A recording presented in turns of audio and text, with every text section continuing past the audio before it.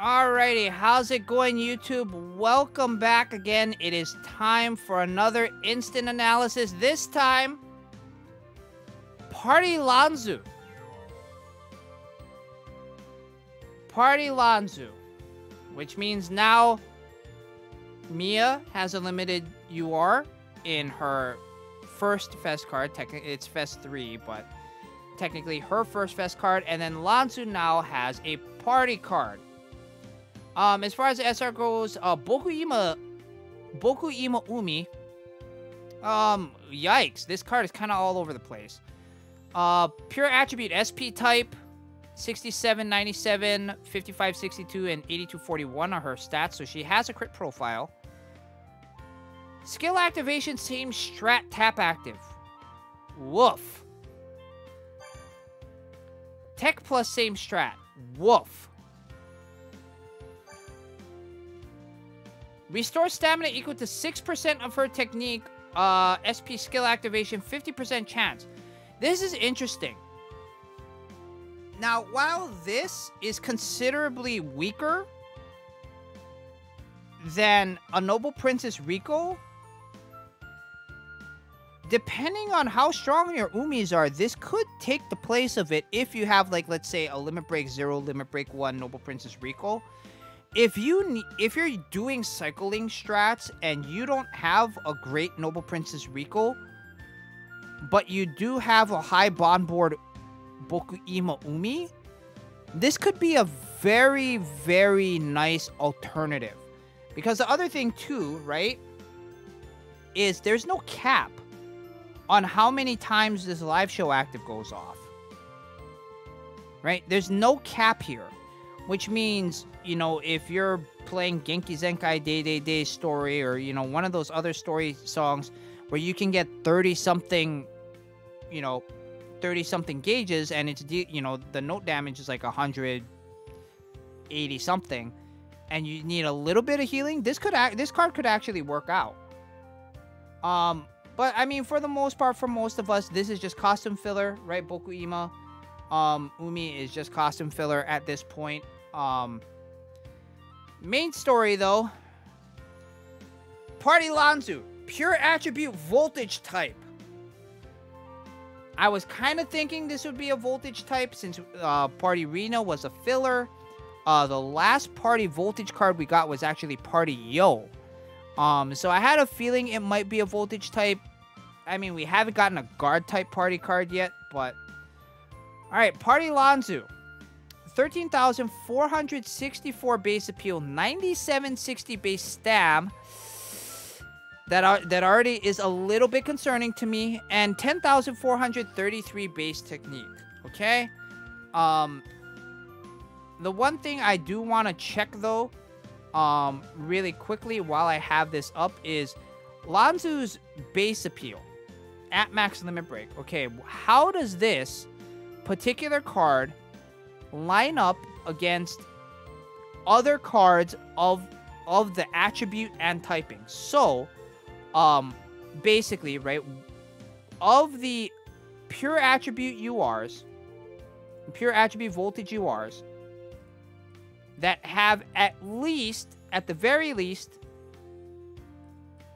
13,000 base appeal.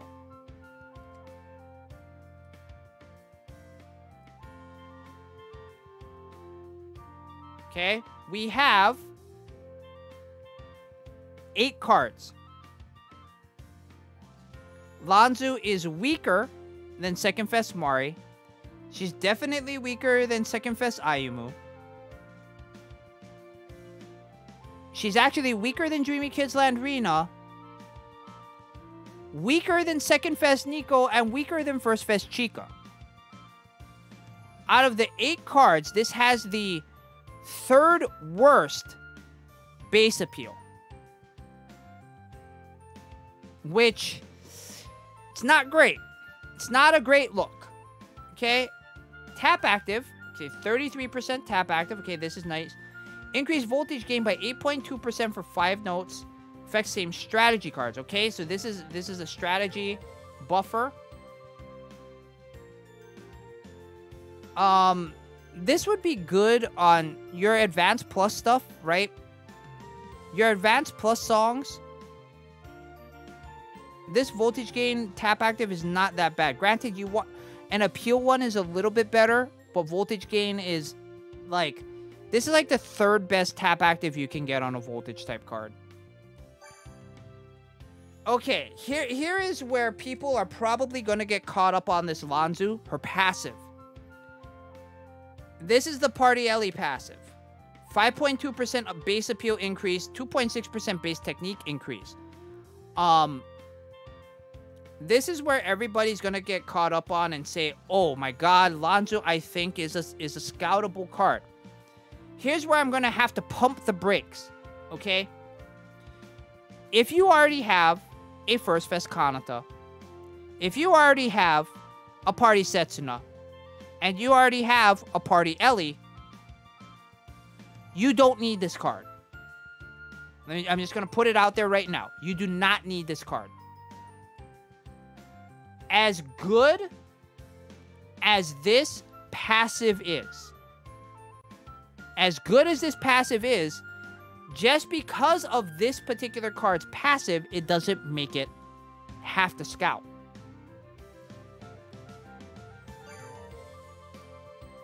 Now, her live show active is a guaranteed voltage gain of 2% for all other pure attribute cards. And this is guaranteed to happen every single live. Okay? So what we have is a same strat tap active, and all passive, and a same attribute live show active. What this okay, so what you can kind of glean from this, right? The kit is all over the place. You have a same strategy tap, all passive, same attribute live show active. So this card isn't going in one specific direction, which overall makes the card weaker. A lot of these stronger cards tend to line up, right? They'll have a same strategy tap active, and a same strategy passive, and a same strategy live show active, right? Think Party Koto. Think Party Shioriko. Think Second Fest Koto. Think First Fest Kanan, right? All of these cards have all of their power going into same strategy. Or you can even think of like same attribute cards, right? Think of like a Party Honoka, right? Party Honoka, her passive and her tap active both affect same attribute cards.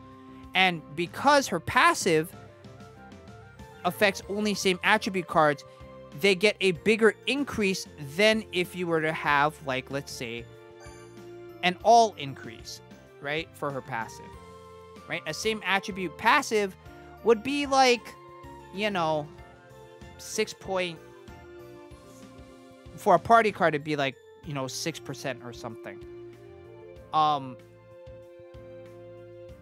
if this live show active was the same as Party Setsu's, where you get an appeal increase from basically, you know, a 50-50 chance you know, whenever you pop your gauge, or if, let's say, you had like a Checkmate Rina type of passive where it's guaranteed to happen every time you proc your SP gauge, or like a Kotori, a 50-50 chance to increase appeal when you use your SP gauge, or anything like that, it would be a lot more powerful and a lot more impactful. However, because this is just a voltage gain card,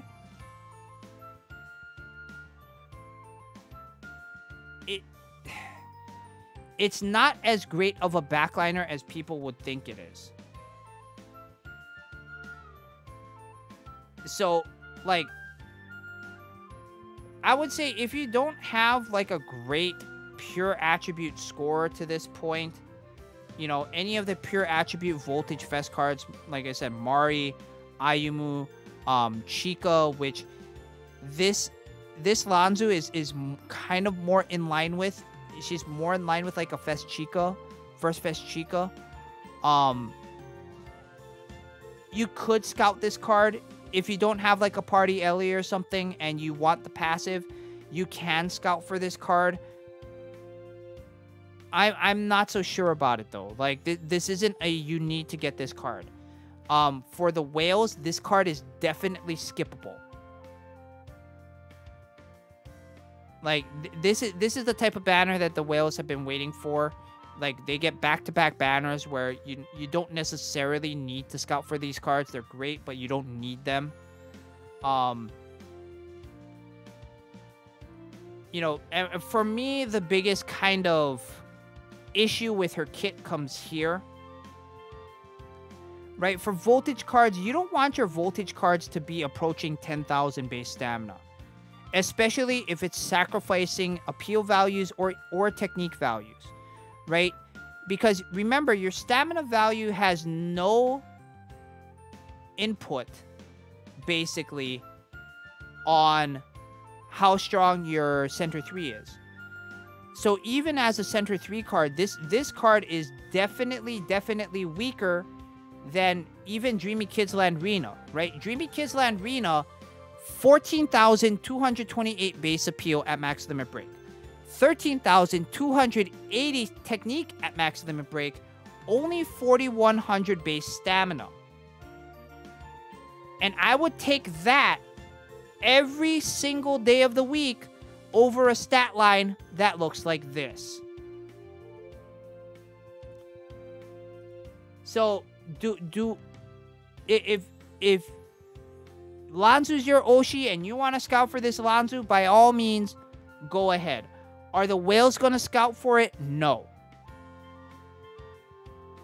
If you're indifferent and you have enough gems to spark, should you scout for it? My answer is no. Overall, game-wise, this is like a 6.5 out of 10 card. As far as party cards go, this is definitely like a 5 out of 10 party card. If we're just comparing party cards to each other, this is like a 5 out of 10 party card. As far as a meta card goes, this is like a 3 out of 10 meta card. Not many Voltage Whales are going to be using this card basically ever. So if you are sitting on a sparkable number of gems, you're better off waiting for the next Fest banner and hoping that the next Fest banner will give you something that you need, whether it be an SP filler, a strong sustain card, or whatever. I cannot in good conscience say, yes, you should be scouting for this card. If you're Alonso Oshi, by all means, go ahead, scout for the card, you know, get her first limited card. But meta chasers are not going to scout for this. And yeah, as Marth says in the chat, I'm still going to do solos, and if I get it then, oh well, right? And for a lot of you, I think that should be your thought process, right? If you happen to spike it on a paid gem daily solo, by all means, yeah. If you happen to spike it there, yeah, keep the card, right? But do you need to invest a lot of radiance and limit breaks and stuff into this card? No, not necessarily. Because again, of the cards that have over 13,000 base appeal in the pure attribute that are also voltage types, this is like the 6th best card. Which is saying quite a lot. When a party card is not even as strong as a gacha card in Dreamy Kids Land Rena, yeah. Don't spend any extra radiance on this unless you need to. But yeah, thank you. That's going to be it for this instant analysis on Party Lanzu.